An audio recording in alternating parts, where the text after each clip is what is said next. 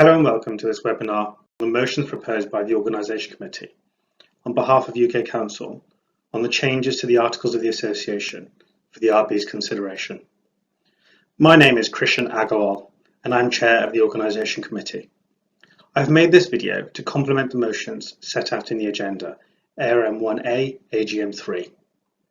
I hope you'll find this video useful and informative.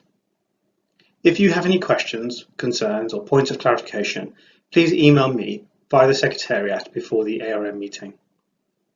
Please do take advantage of this, as we have been given limited time for questions at the virtual ARM. The contact details will be provided at the end.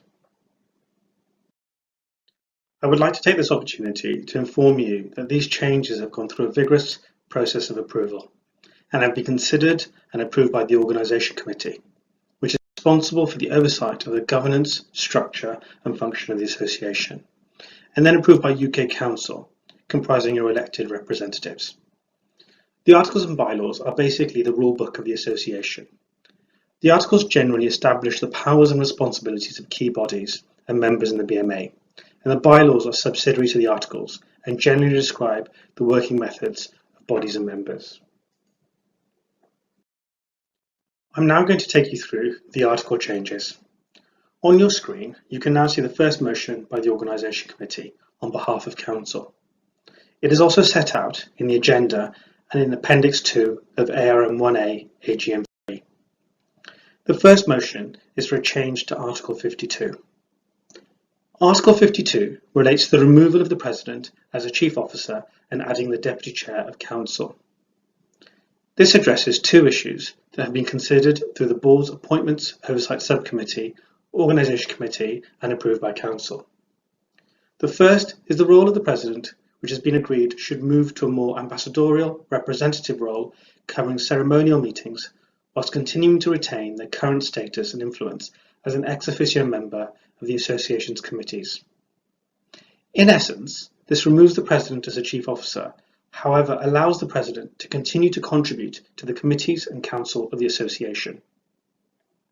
The second is to fix an anomaly in the governance of the association and formalise the responsibilities of the Deputy Chair of Council in order that they can fulfil their duties, being included in meetings, decision making and in deputising for the Chair of Council as a Chief Officer.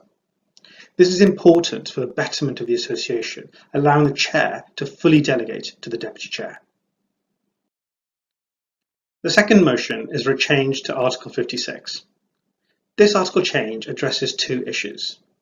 The first is to ensure that there are provisions granting accountability to determine the appointments of both interim and permanent Chief Executive roles.